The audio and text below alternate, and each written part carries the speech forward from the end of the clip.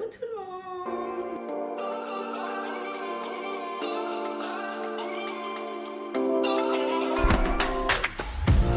Bienvenue dans cette nouvelle vidéo. Alors aujourd'hui on va se retrouver du coup comme vous avez pu le voir dans le titre pour une vidéo sur la maternité, tout ça.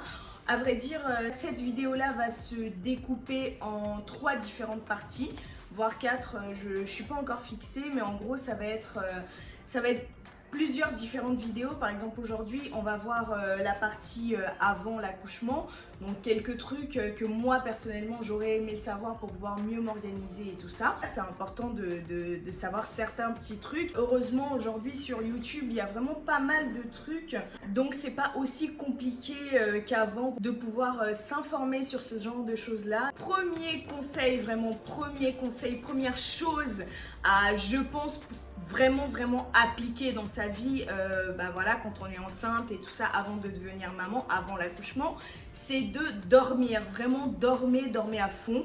Parce que à partir du moment où le bébé il est là et tout, bon il y en a encore, ils ont de l'aide et tout, ça c'est autre chose. Quand par exemple les parents sont là, qui peuvent aider, c'est autre chose, vous pourrez vous reposer éventuellement, ou quand le papa est très inclus, vous pouvez vous reposer. Mais quand par exemple vous voulez, moi par exemple j'ai eu de la chance, hein, ma maman elle était là, mais elle était là pendant un mois.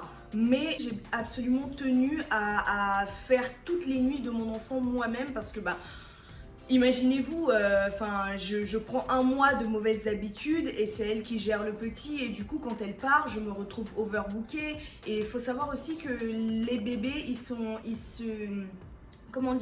repèrent beaucoup à l'odeur en fait. Donc si dès les premiers temps vous ne passez pas suffisamment de temps avec lui en peau à peau, à dormir ensemble, ce genre de trucs là, il ne connaîtra pas votre odeur, et c'est l'odeur de la personne du coup qui passe le plus de temps avec lui qu'il connaîtra, et ça après ça peut être un peu problématique pour le rapprochement avec votre enfant. Donc personnellement j'ai vraiment tenu à faire toutes les nuits avec mon fils. Après il est arrivé 2 fois en un mois je pense de présence de ma maman à la maison. Il est arrivé 2 fois où vraiment je pouvais pas en fait, et ça arrive, on se sent toutes dépassées, surtout quand on est des primipares en fait, parce que on connaît pas, voilà, quand c'est le premier bébé on ne connaît pas, on sait pas à quoi s'en tenir, on apprend perpétuellement en fait. Donc voilà, après on peut évidemment demander de l'aide, mais dormez beaucoup si vraiment vous avez envie derrière de pouvoir vous occuper de votre enfant. Parce que déjà la grossesse c'est éreintant, l'accouchement c'est encore plus éreintant que la grossesse en elle-même, je pense, en tout cas à mon sens. Donc après quand les deux font un remix, allez vous occuper d'un bébé qui dort et qui a besoin de manger par exemple toutes les 2-3 heures quoi, c'est un peu compliqué. Donc en gros dormez, premier conseil, dormez. Donc le deuxième truc se rapproche un peu du premier. En fait il faut profiter des moments où on peut dormir pour dormir, parce que la nuit on a vraiment des insomnies. Pourquoi? Parce que le bébé en fait si vous êtes enceinte vous l'avez certainement déjà remarqué, le bébé a tendance à beaucoup plus bouger la nuit que la journée en général, hein. Après il y a des exceptions à tout. Le bébé il aura tendance à beaucoup plus bouger la nuit, et ça va être son rythme en fait quand il va naître. La nuit il va avoir tendance à beaucoup moins dormir que la journée, parce qu'au début il dort beaucoup en journée, donc on peut se reposer et tout, mais les nuits sont souvent très difficiles. Donc vraiment profitez de vos journées pour pouvoir vous reposer, pouvoir dormir, parce que les insomnies la nuit ça pardonne pas quoi. Troisième chose que j'aurais aimé savoir avant de tomber enceinte, tout ça, c'est par rapport aux petits doutes. Vous savez, en tant que maman, on peut parfois, on se dit, dis donc, toute la journée, j'ai pas senti mon enfant. Et Internet dit plein de choses. Internet, c'est vraiment une source d'informations super intéressante, vraiment très vaste. Mais il y a aussi beaucoup d'âneries en fait. Parce qu'il faut savoir que c'est vrai, le bébé, surtout à la fin de la grossesse, il aura moins de place, donc forcément il bougera un petit peu moins. Mais si au fond de vous, en tant que maman, vous êtes persuadée que ce n'est pas normal que votre enfant ne bouge pas, que votre enfant, vous sentez que ça ne va pas parce que bah voilà, il ne bouge pas et que vous avez ce sens-là, c'est votre enfant, c'est votre corps, c'est votre grossesse et personne ne pourra juger de ce qui est faux ou de ce qui est vrai par rapport à votre corps parce que c'est vous qui le ressentez, c'est vous, c'est votre bébé quoi, vous le sentez grandir de jour en jour en vous. Donc quand il y a un comportement qui est inhabituel, forcément vous le savez. À partir du moment où vous avez le moindre doute, urgence, allez aux urgences. Et ce qui est intéressant après, je ne sais pas du tout comment ça se passe en Île-de-France parce que moi j'ai accouché à Rouen. Vraiment ce qui est intéressant c'est que les urgences sont pas mélangées en fait. Il y a des urgences gynécologiques donc où vous allez et il n'y a vraiment pas d'attente. Moi à chaque fois que j'y allais, surtout en fin de grossesse et tout, et j'ai bien fait d'y aller, après je vous expliquerai la story time de mon accouchement lors d'une prochaine vidéo, mais voilà, j'ai eu ces petites alarmes là qui se sont déclenchées en moi. Et quand je suis allée aux urgences à Rouen, en fait, j'y suis allée peut-être 3 fois. Et une seule fois, il y avait une dame avant moi, donc j'ai dû attendre 15 minutes, quoi. Mais sinon, quand on arrive, on est pris directement, monito, tout. Franchement, c'est super important. Donc, si jamais vous avez le moindre doute, ne vous dites surtout pas « Oh oui, je doute, mais en même temps, voilà, ça fait que 24 heures qu'il n'a pas bougé, ça fait que quelques heures qu'il n'a pas bougé. » À partir du moment où vous avez un doute, urgence automatiquement. Bon, là, je vais le prendre parce qu'il fait beaucoup de bruit. Allez, viens mon cœur. Tu viens, t'as besoin de maman. Mais oui. Viens. Franchement, pas facile hein, de tourner quand le papa n'est pas là et tout pour pouvoir prendre le relais. Ah mon amour. Donc avant de continuer justement, je le prends, je me rends compte d'un truc donc je vais vous le dire. Par rapport en fait au manque de cheveux à cet endroit-là. En fait, bien évidemment, il est né avec des cheveux vraiment partout. Il avait beaucoup de cheveux. Mais les frottements font que les bébés perdent leurs cheveux en fait parce que ce ne sont pas leurs cheveux définitifs.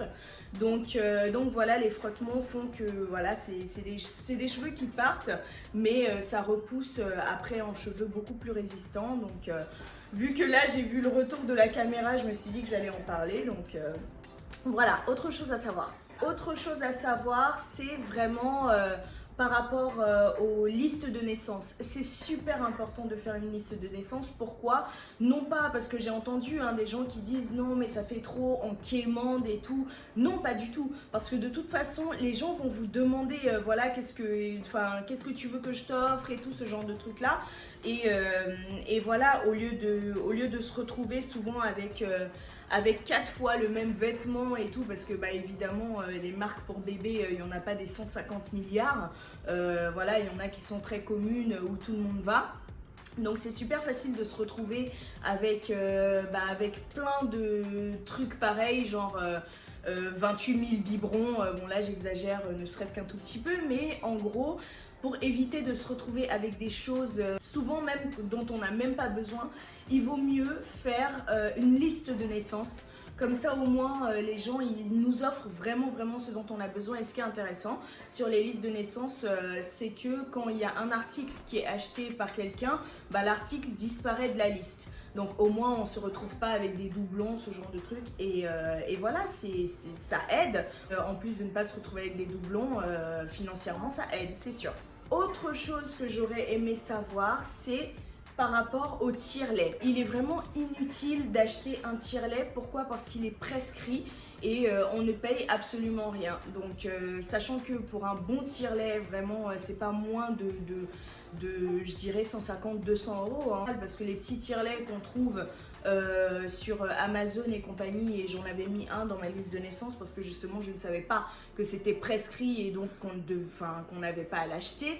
J'en avais mis un dans ma liste de naissance et finalement il tire que dalle quoi. Il tire que dalle et c'était un tire-lait qui avait coûté une trentaine d'euros. Donc voilà, inutile d'acheter un tire-lait, ça vous fera faire des économies déjà. Alors, les hormones de grossesse peuvent vous donner comment je vais appeler ça, je dis des tétons, mais je sais que ça s'appelle pas des tétons. c'est des grains de beauté. Donc les hormones de grossesse peuvent évidemment vous faire apparaître des grains de beauté. Pas de panique, ils finissent par disparaître au bout de quelques mois. Donc par rapport à ça, vraiment, faut pas s'inquiéter et tout. Ça vient, ça part quoi. Quelques mois après l'accouchement, ça s'estompe. La preuve, si vous vous souvenez bien, pour ceux qui regardent mes vidéos depuis le début, j'avais quelque chose à ce niveau-là. En fait, c'était un gros point de beauté qui dépassait à fond. Et là, là, vous pouvez bien le voir, je l'ai plus. Après, j'ai toujours des petits grains de beauté et tout, mais qui sont moins... Il se voit beaucoup moins en fait qu'avant. Et voilà, donc celui-ci, il est tombé, j'avais mis mon masque un jour et paf, il avait bien séché déjà et il est tombé. Donc vous inquiétez pas pour les grains de beauté que vous avez sur le visage ou le reste du corps. Ça va disparaître vraiment petit à petit, donc faut pas s'inquiéter par rapport à ça. Donc chose que la plupart des personnes savent aussi, c'est par rapport en fait à la rétention d'eau. Qui peut faire gonfler les mains et les pieds. Après, normalement, ça disparaît. Mais il y a, dans quelques exceptions, une augmentation de la pointure et tout des femmes, donc de la taille des pieds, si vous voulez.